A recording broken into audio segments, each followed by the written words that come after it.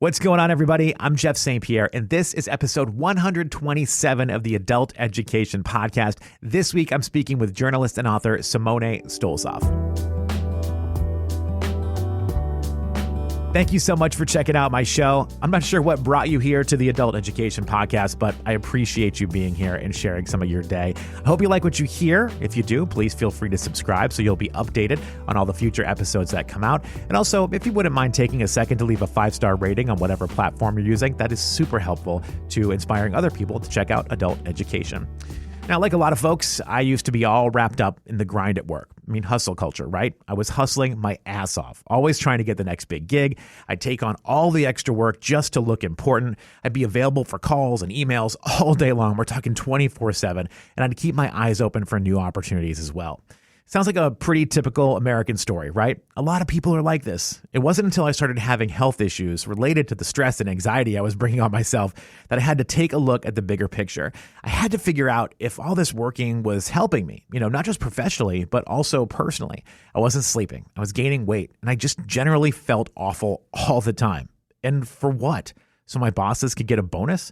So my company could make more money? I mean, I certainly wasn't seeing any of that extra cash that was coming in. Couple that with the pandemic and then becoming a father, and I realized I was putting all of my focus on the wrong things. I was identifying with my job. I was becoming a reflection of my work instead of the other way around. I had to take a step back. Now, I still take pride in my work. Don't get me wrong. I love what I have the opportunity to do, and I really put my heart into it. But I no longer, how do I word this? What's the right way to say it? I no longer do other people's work for them. I live my life in a way that makes me happy, and my job does not control that. And this mindset has benefited me in so many ways. Though I will admit, I do have some coworkers and bosses who do not like it, probably because they're now responsible for carrying their own weight.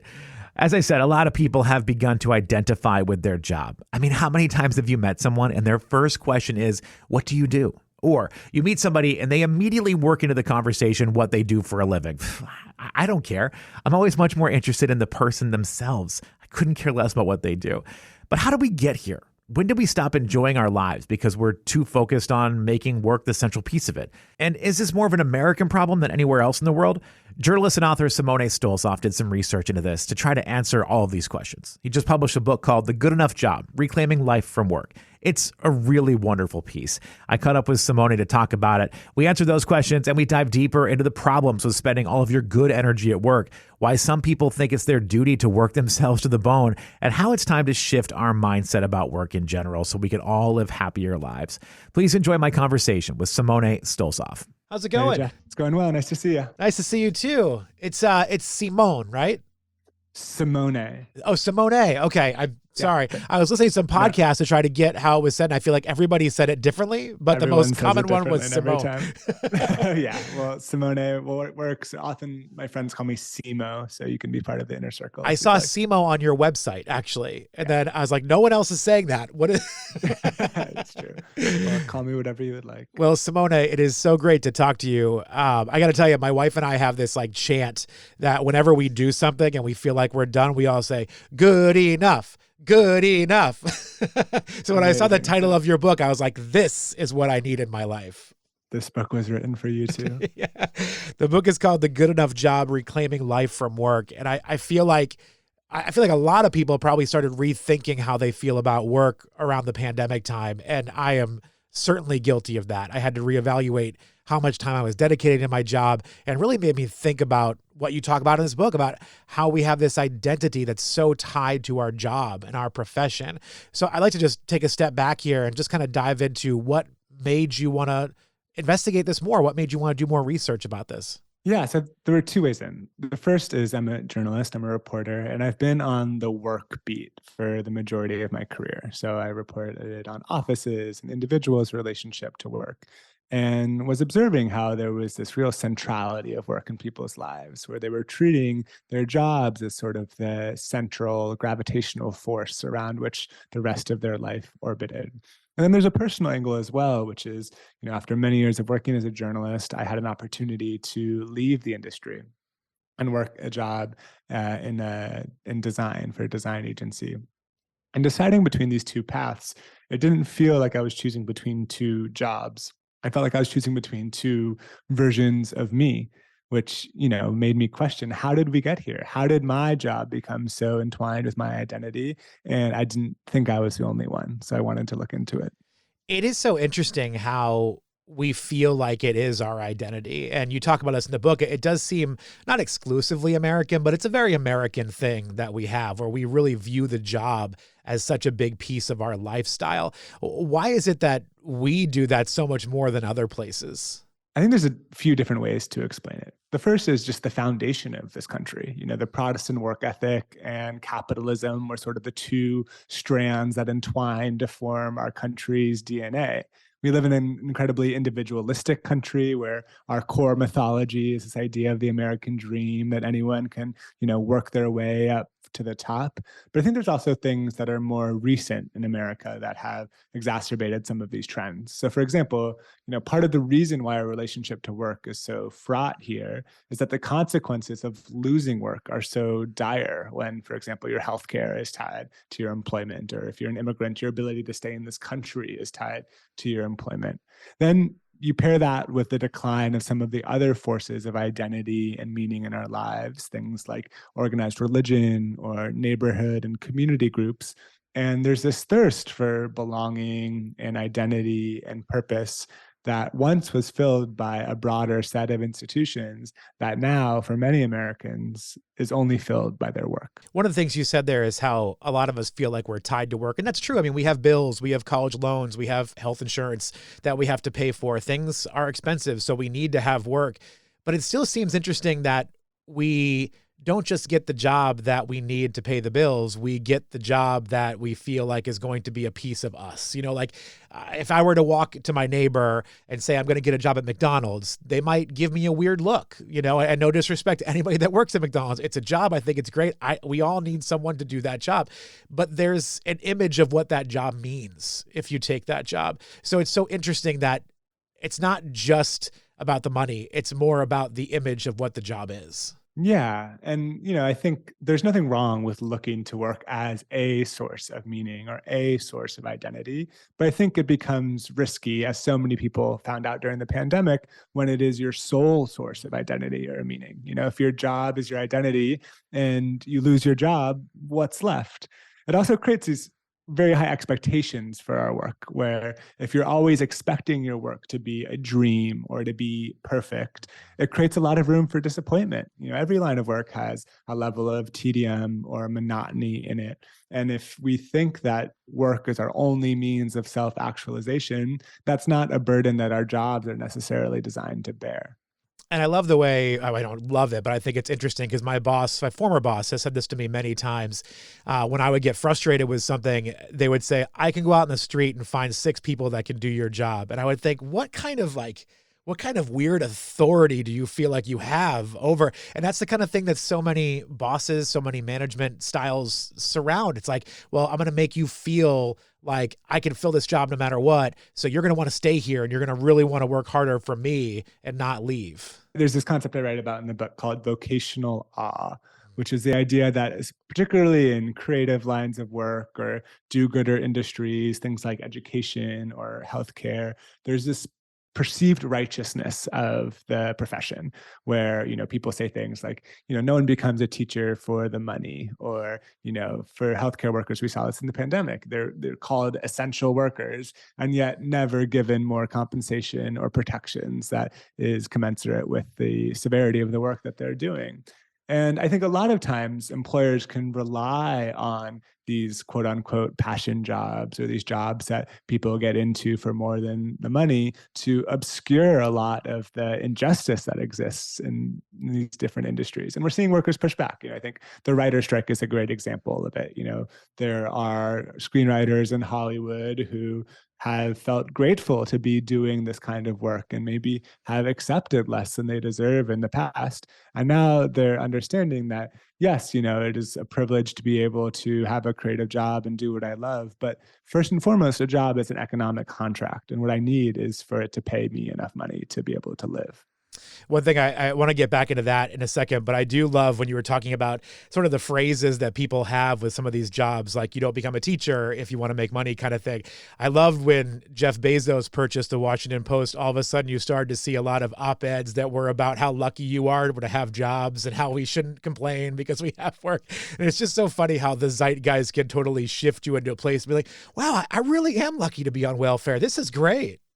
Totally. And the other end of the spectrum of the zeitgeist of the pandemic really shifting people's relationship to work, where they maybe were relying on work to be not just their paycheck, but also their primary social community and their purpose that they're trying to embody in the world. And not just for the people that got laid off, but I think everyone's work changed to a certain extent during the pandemic. And people who relied on the office to, for example, be the hub of their life were in for a rude awakening if they hadn't invested in other parts of who they are as well. I have many bosses, like a lot of people do, but my big boss ultimately had said at the pandemic, when most people had gone to work at home, she was like, you know what? I can't do this because I can't sit at my house with my husband all day. So everyone's coming back to the office. And I was like, wait. So because you can't do it, the rest of us have to come into this. It's like, let me just get this straight here. Totally. Yeah. I mean, I think like often when we talk about developing a healthier relationship to work, we put the onus on the individual. We say, okay, practice self-care this weekend or draw a boundary. But I actually think it's people like your boss that have more power to actually create the types of workplaces that workers want to stay at and workers want to work for. When your manager is, responding to emails at 11:30 p.m. or answering Slack notifications on their honeymoon in the Sahara Desert, of course that's going to trickle down to the rest of the employees in the organization. So I think it's incumbent on managers to model a better way of working and try and create a culture that is sustainable, both for the need of the business to be able to not burn people out so they can continue to do good work, but also out of respect for the fact that we are more than just workers. We exist to do more than just produce economic value for corporations or organizations. We are also friends and citizens and parents and siblings, and those identities need attention as well. Something you mentioned before was the writer's strike, and logic would tell me that employees would always want to fight for the best benefits for themselves. But when we see things like the writer's strike, or we see sort of the labor strikes that have been going on in France in recent weeks, at the time that we're recording this, I feel like there's a lot of people that look at that and they think these selfish people, fighting for whatever, they don't understand what they have. And I feel like the people that are saying that are also the people that would benefit from something like that in their own job. So it's interesting. I guess the question is, how did the narrative shift to this point where workers are so willing to give up their rights and not want to fight for them? Yeah, there's this academic that I talked to for the book that had this very resonant and interesting theory, which is that particularly in the US, we have this kind of core mythology around the American dream. And people identify with owners more than they do with workers, even if they themselves are workers. There's this idea that I'm just one lucky break or overnight success away from being the boss myself, and therefore I won't vote or be in line with some policies that are actually in your own best interest today.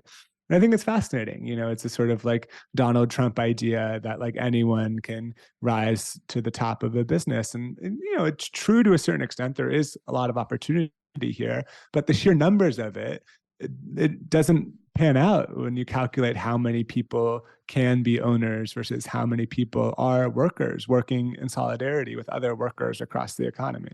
I think the faces that are sort of on the Mount Rushmore of this idea of like the American dream that people hold on to are people like you said, like Donald Trump or like Elon Musk. But what people don't really acknowledge is that they were already very wealthy. Like they had the money behind them to basically do whatever they wanted and take chances where, Joe Blow down the street that's working at the auto manufacturing plant. Yeah, I mean, Joe Blow could hit the lottery and have like a great life moving forward.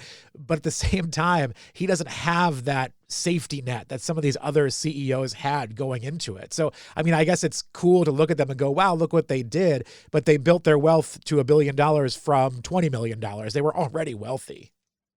Totally. And I think, that's a problem that is part of a larger problem with telling everyone to just follow their passion or to do what they love. That works great for people who have maybe the privilege to be able to weather some of the precarity that comes with following your passion. In journalism, for example, our industry, a lot of the entry level jobs, they don't pay a living wage. And Right. so I have this mentor, Ann Helen Peterson, and one of her great lines is, all that passion will get you is the excuse to be paid very little.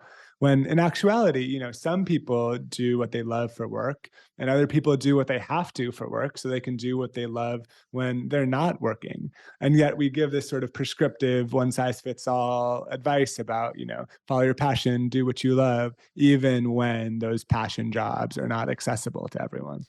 One of my first radio jobs after college was a part-time gig in Allentown, Pennsylvania for a radio station. I had to drive about an hour to get there from where I was living, and they were paying me $7 an hour. I was also working at a Chili's waiting tables at my other part-time job, and the hostess was making $10 an hour. So when people were saying like, oh, you work in radio, that's cool, I was like, I do really like what I do. I was like, but it is not lucrative. And like the girl seating people at Chili's is making more money than I am doing a radio show for however many people are listening. Totally. Yeah. And I think our culture loves to revere people that, like people that are podcasters that have a job that sort of aligns with their identity or aligns with their personality, or maybe an entrepreneur or a painter. But the truth is, I hope we can balance the scales a little bit and say, for the people that are treating their work as a means to an end, it's no less noble, and in many ways can be healthier than rising and falling with all of your professional accomplishments, because who you are and what you do are so tightly bound. We were talking earlier about how a lot of people will tie their social life into work, and we're social beings as humans. We want to be social. We want to be part of groups. It's just in our DNA and our nature. So I guess it's natural that we do find some of those social groups with work. But you also talked about how we lost a lot of those outside groups in this same time period. And I wonder, did we lose them because we found the social groups at work, or did we lose them because we were kind of forced into working more because things just got more expensive? We didn't really have a choice. Kind of be a chicken and an egg problem. There's many different reasons why something like organized religion has deteriorated in the last 30 or 40 years in the US. Some of them are the politicization of religion, and specifically the religious right that has drawn a lot of people away from religion. Some of it are trends like the internet that, gave people who were doubting or questioning their religious beliefs an opportunity to find others to reinforce those thoughts. But I do think that the centrality of work has crowded out a lot of these other things in our lives. One of the problems with a work-centric existence is that it doesn't just take our best time, like the best hours in our day, but our best energy too. And if you want to find meaning or community in other parts of your life, you need to give your time and energy to them. You need to invest in them. And right now, there's this like chicken and an egg problem where people work all the time, and so they don't know what to do when they're not working, and people don't know what to do when they're not working, so they work all the time. And it's a precarious game to play. My dad and mom have been going through a very similar situation. They're both 70. They're both retired now. And my dad has just always identified himself with his job. So even though he's retired, he's still working 30 to 40 hours a week with the job part-time, just because that's all he knows what to do. He doesn't have any hobbies. He doesn't have anything else that he was looking forward to in retirement. And it's driving my mom crazy because she doesn't want him to work anymore. She wants him to stay home and they can do some other things together. But it's like, it's all he knows. So I also wonder, is it a generational thing? Like, do you find, because you interviewed a lot of people for this book, do you find that people maybe of older generations, say the boomers, a little bit of Generation X, look at this differently than, say, millennials or Gen Z? Yeah, definitely. And, I think I'm reminded of the quote. I think it's like, my grandfather was in the military so that my father could be an engineer so that I could be a poet. I think there is a lot of specifically millennials and some Gen Z folks as well that inherited these scripts about how they should treat their jobs. And they were told, do what you love, follow your passion, find your calling. And I think a lot of younger folks are seeing how that's not necessarily a recipe for fulfillment. And a lot of the pushback against grind culture or this like productivity porn that we see on the internet is coming from younger people that say, actually, I don't want my job to be my everything. It's also a global movement. There's this group of folks in Japan that I love. They call themselves the Hodo Hodo Zuku, which translates to the so-so people. And they're a bunch of workers that are foregoing promotions. They're saying no to promotion so they can maintain their current level of living and lifestyle. And I think it's inspirational. And I think a lot of younger workers are going to be confronted with the fact that we live in a material world and you have to pay rent. And even though there's a lot of cultural cachet in being anti-work or anti-capitalist, you still have to find a way to earn a livelihood that supports your life. And so that's the fundamental question, both of this book and I think of our lives to a large extent, is like, how do you pursue meaningful work that can take care of your material needs without letting your work subsume who you are? Yeah, for sure. I mean, I guess that's the challenge. I mean, you want to be able to enjoy yourself when you go in. Nobody wants to be miserable all day while you're working. But at the same time, how important is it to find that quote unquote dream job? I mean, is your life at home more important? Like for me, I had to make that decision. I was playing the game. I was looking for promotions. I was looking for opportunities all around the country. My wife and I were ready to pack up and move with the drop of a hat if something came up. Then we had a baby and it was like reevaluation. I want to be a dad more than I want to be worried about a promotion at work. And you're right. Yes, money is a factor. I need to be able to support my family and to be able to contribute to what we have. But at the same time, like, it's not the priority for me anymore. Like, having a salary that works for me is great. I don't need to keep upping it unless something changes. I feel good about where we're at. And my identity is more of being a dad than it is about what I do for a living now. Totally. I think for a lot of people, there's some sort of inciting incident like that, whether it's having a kid or getting laid off or maybe a health scare that helps put work in perspective. And for a lot of people, that was the pandemic. That was the Sure. sort of wake up call that lifted the veil of kind of workism or job being the sort of means of your own transcendence. And I think a lot of people come out on the other side of those big life events with better perspective. You obviously still conceive of yourself as a podcast host and someone that does this line of work. And, I wouldn't be surprised if you love it, but that's not the only thing that you are. Now, you know that you're also a father and there are other priorities that also are deserving of your time and attention. Yeah, my primary job, I host a morning radio show in Baltimore, Maryland. That's my primary. I do this for fun because I just really like to talk to people like yourself and I like to learn new things. So I guess you can kind of consider it like a side hustle, but I don't make any money off it. I just like to do it because I find it really entertaining. I mean, I'm currently doing this while my daughter is napping. I'm watching her on the screen. That's awesome.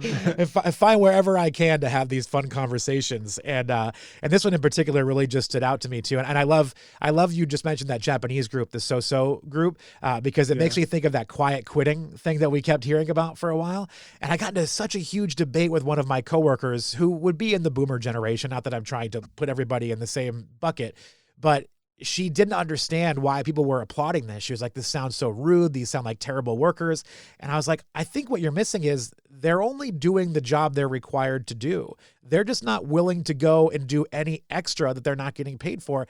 And I don't have a problem with that. Like, no one should really be required to do extra for nothing in return. Totally. Yeah, I think there is some misconceptions around like what quiet quitting is. I don't think that like slacking off or not caring at all about your work is a recipe for happiness or fulfillment. I think there's like a kind of a course read of the title of my book that makes it sound like it's this like slacker manifesto, like the good enough job, more time on the couch. But in actuality, I think if we all know this personally, like if you aren't engaged in your work, if you don't feel like you're connected to what you're doing with the majority of your time, it's miserable. It makes the days super long. It makes something that has the potential to be, a good use of your time or your brain or your energy into something that is a necessary evil. And so I think some of the kind of rhetoric about, just phoning it in or quiet quitting, there's like a lot of cachet in it, but I don't actually think it's a long-term sustainable strategy. So I want to talk about something else. I thought it was interesting. There's a quote in your book. Let's see if I can find it really quick. I put a little sticky note here. It says, I have no dream job. I do not dream of labor. This was from Casey Hamilton via TikTok, you said.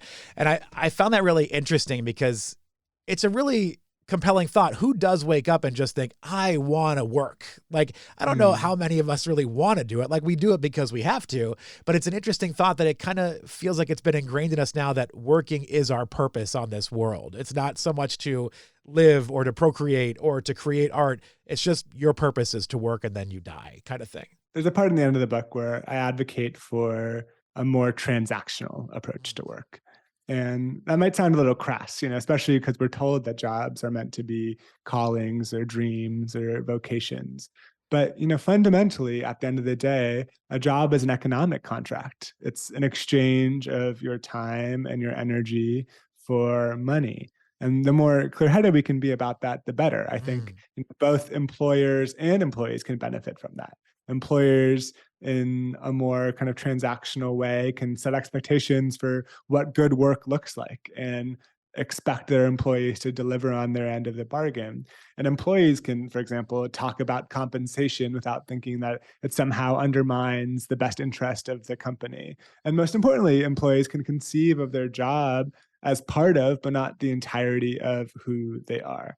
And I think, the difference between, say, a contract, a job, and some of the rhetoric that we often hear, like this job is like we're like a family. Well, first of all, I think like most of the families I know are like pretty dysfunctional. I don't know if that's what we want to aspire to, but also the expectation with a family is unconditional love, whereas with a job, it's conditional, like by definition. That's what at-will employment is. These are the conditions in which I am working. And I hope we can be clear about that. And I think a lot of people are waking up to that fact. Going into this conversation, I've been reading your book, and I like to think that I've got a pretty clear head about a lot of this stuff, and that I agree with a lot of the things that you were putting in the book. And I was so happy to see somebody doing the work to put it out there. But even last night, my daughter, she's 2.5 years old, and she's graduating from her first year of preschool.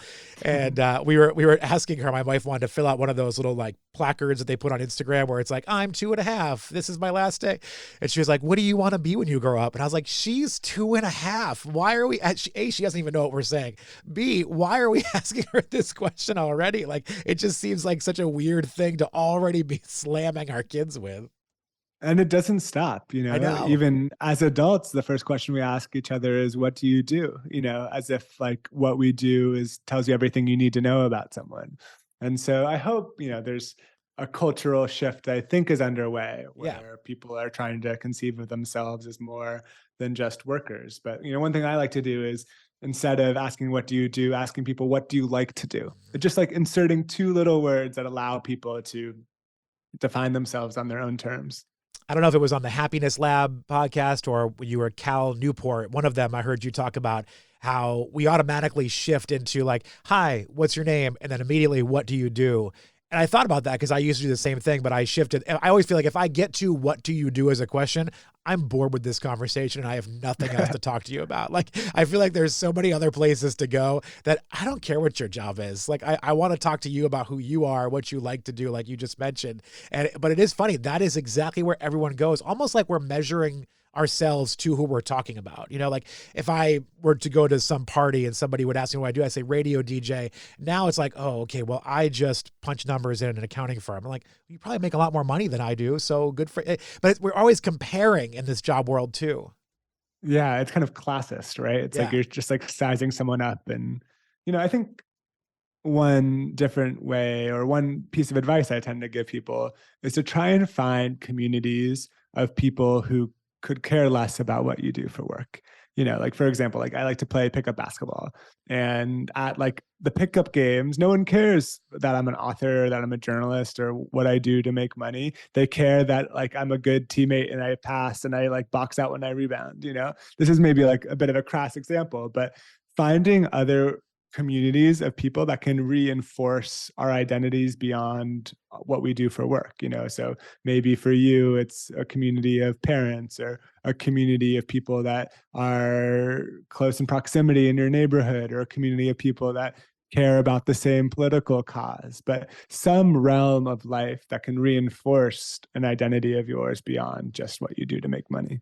I'm so with you on that. I'm by nature an introvert, but I am really trying to embrace meeting my daughter's friends' parents or her classmates' parents. But one of my biggest fears in life is I'm not going to like any of them, but I'm going to be forced to hang out with them forever because my daughter is going to be friends.